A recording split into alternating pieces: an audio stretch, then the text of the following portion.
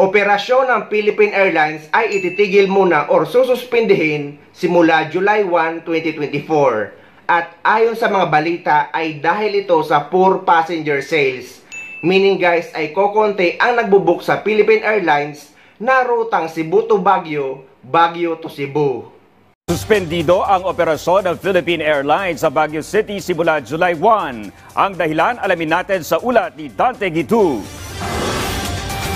Binuksan muli para sa commercial flights ang Luwakan Airport sa Baguio City noong Disyembre 2022.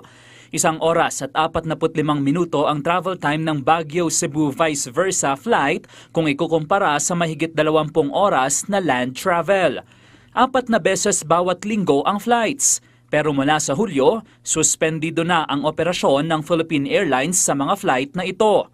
Maliban kasi sa route network adjustments, inamin ng PAL na kumonti na ang mga pasahero.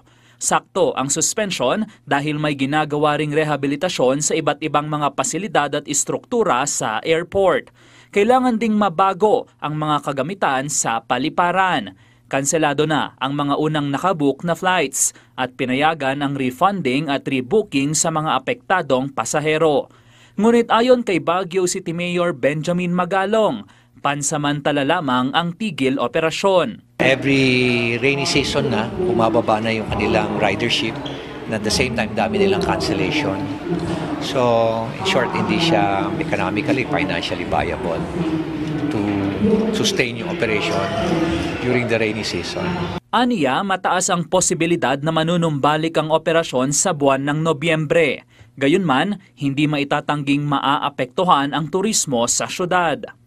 So may inconvenience, pero so far as tourism is concerned, hindi naman ganong significant according to HRAP at according to BTC.